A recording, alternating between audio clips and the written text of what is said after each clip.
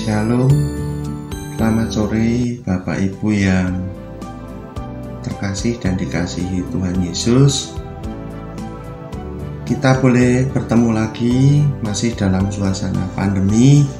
Tentunya ibadah Simeon Hana kita masih dilakukan secara online. Namun demikian kiranya tidak menghalangi kita semua untuk boleh selalu beribadah kepada Tuhan meskipun tidak dalam suasana tatap muka.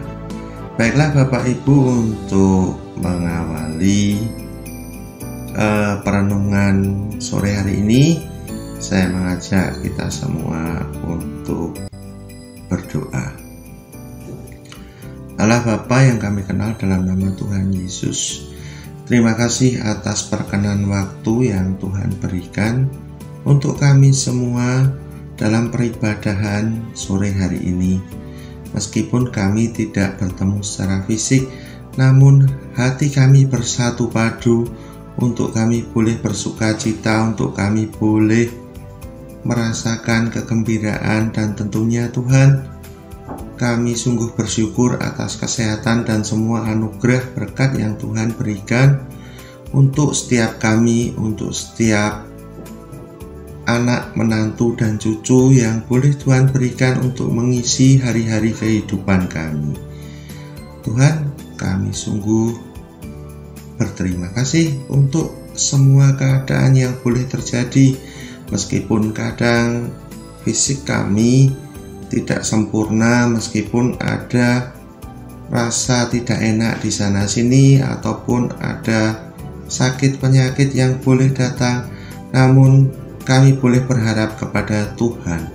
Kami boleh berharap dalam pertolongan Tuhan untuk senantiasa menguatkan setiap kami, utamanya supaya kami, ya Roh Kudus, mohon pimpinanmu untuk kami boleh tetap setia kepada Tuhan Yesus Juru Selamat kami, yang boleh kami sembah setiap saat. Terima kasih, doa ini kami naikkan dalam satu nama Tuhan kami, Yesus Kristus. Amin.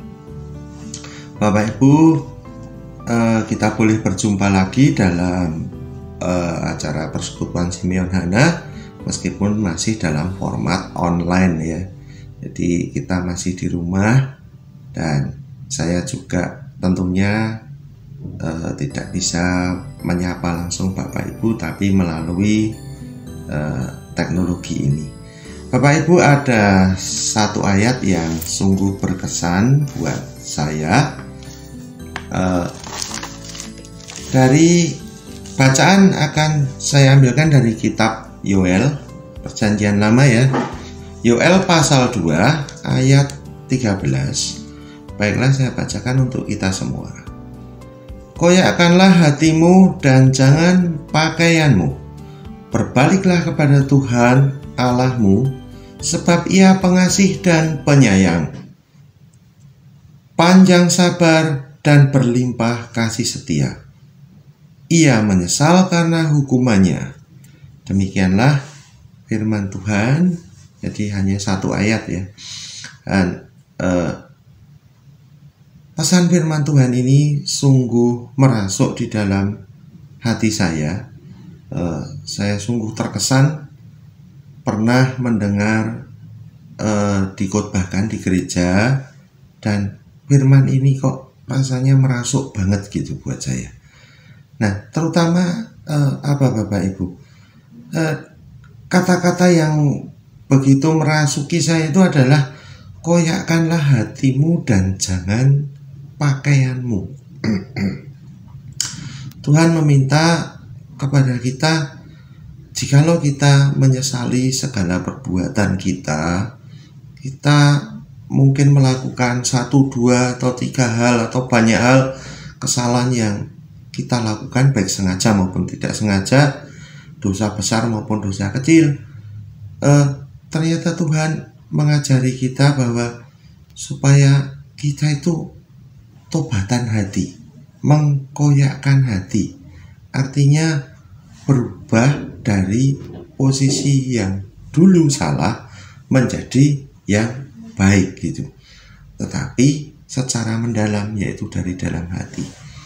Nah, Bapak Ibu, ini menjelang masa Prapaskah ya, tentunya kan masa Prapaskah ini tradisi gereja Kristen maupun gereja Katolik itu ada masa pantang, ada masa puasa. Nah, ini saya mau mengaku dosa kepada Bapak Ibu sekalian bahwa saya ini salah satu manusia yang susah untuk berpuasa gitu ya. Jadi saya kok angel banget untuk menjalani puasa. Dulu pernah mencoba, ini jujur baru sekali saya coba. Selama 1 bulan itu saya nyoba pantang tidak makan daging.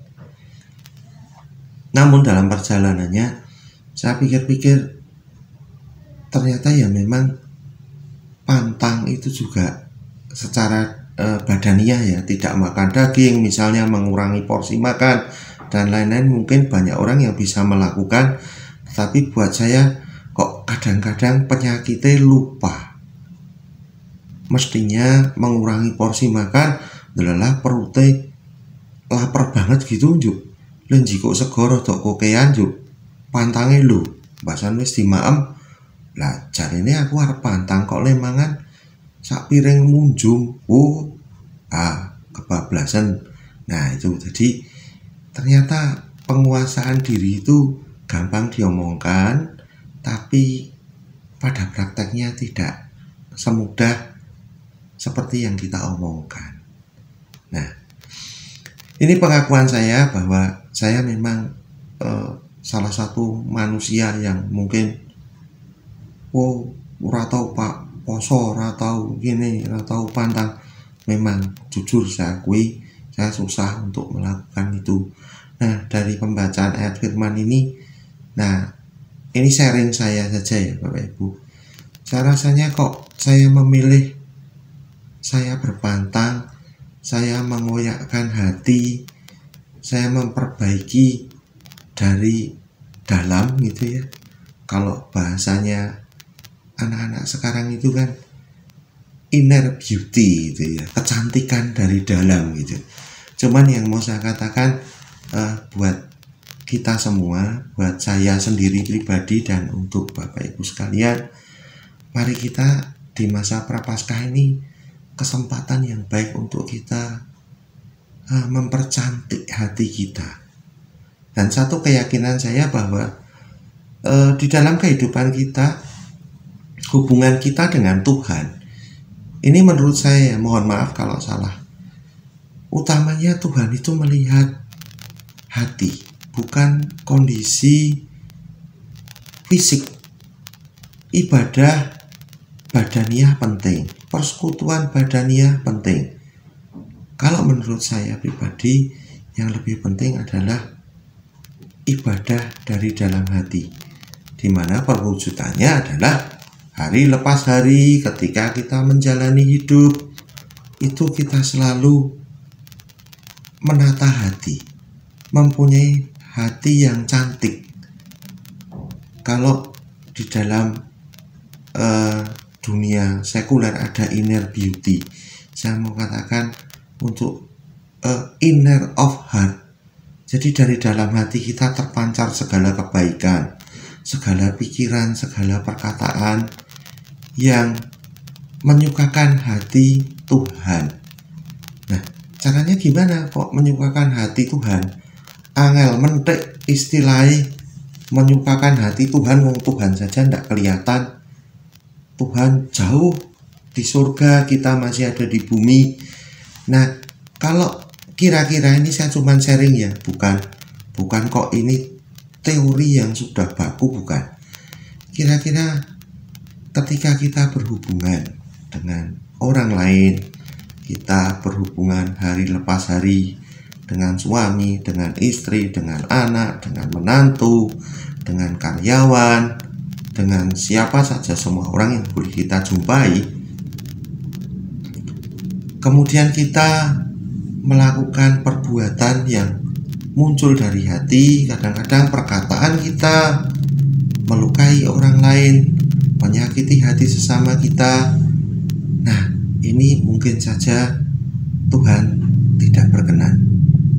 Maaf Bapak Ibu, saya bukan mengcopy paste kata-katanya Pak SBY ya. Tempo hari kan ramai di berita bahwa Pak SBY itu nulis bahwa perbuatannya begini nih Tuhan tidak senang. Bukan, saya tidak mengcopy paste kata-katanya Bapak mantan Presiden Susilo Bambang Yudhoyono, tapi memang ini dari saya pribadi gitu ya. Jadi supaya kita berkenan hari lepas hari, tahun lepas tahun, Paskah lepas Paskah yang boleh kita jalani, ini anugerah Tuhan. Tapi target saya pribadi menurut saya adalah bagaimana inner of heart yang kita miliki tahun lepas tahun itu semakin baik, semakin berkenan di hadapan Tuhan, supaya Tuhan boleh berkenan ketika Tuhan menganugerahkan banyak berkat, utamanya kehidupan yang boleh kita jalani, untuk kita boleh berguna, bermanfaat bagi sesama kita. Jikalau mungkin kita belum bisa memberikan solusi kepada orang lain ketika ada orang lain bermasalah, lalu orang lain curhat kepada kita, baiklah mari kita menjadi pendengar yang baik. Kalau misalnya kita boleh diberi hikmat, bolehlah menjadi orang yang memberikan saran yang terbaik. Cuman ya kadang-kadang memberikan saran itu juga tidak mudah ya Bapak Ibu. Kadang-kadang ketika kita mendengar curhat orang, terbawa emosi kita, terus bukannya jadi baik, malah kita ikut jadi setan. Contohnya misalnya ada orang curhat tentang suatu keadaan yang tidak enak, lalu kita emosinya terbawa, melu bumboni. Wah yo bener kae, kowe sing bener kae, sing salah nek kok ngono kuwi kae ora bener. Nek ngono kuwi nesu yo wis sak pas. Loh, kok malah kita nih ngompori orang yang curhat kepada kita untuk ngomong nesu yo sak pas. Nah kalau orang ini nesu tenan ngamuk, kan ya malah jadi tidak baik. Nah ini perkara sepele yang kadang-kadang muncul. Nah itu Bapak Ibu, mungkin apa yang saya sampaikan ini tidak panjang, tidak lebar. Semoga ini bermanfaat. Saya mau mengajak untuk setiap kita di Paskah tahun ini, kita berpuasa, berpantang secara fisik boleh, secara badaniah boleh.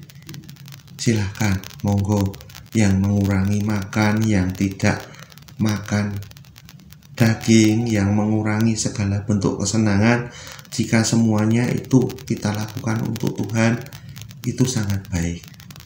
Karena saya tidak bisa menjalani itu, saya berusaha untuk memperbaiki hati saya, pola pikir saya, perkataan saya, tingkah laku saya, supaya boleh menjadi berkenan di hadapan Tuhan dengan cara tidak melukai sesama kita, memperbaiki sedikit demi sedikit apa yang salah yang pernah kita lakukan, untuk tujuannya semakin lebih baik. Dan kiranya semoga Tuhan berkenan untuk setiap upaya kita, utamanya dalam kita boleh memperbaiki hati kita. Demikian Bapak Ibu, mungkin sampai di sini apa yang boleh saya sharingkan di hadapan Bapak Ibu.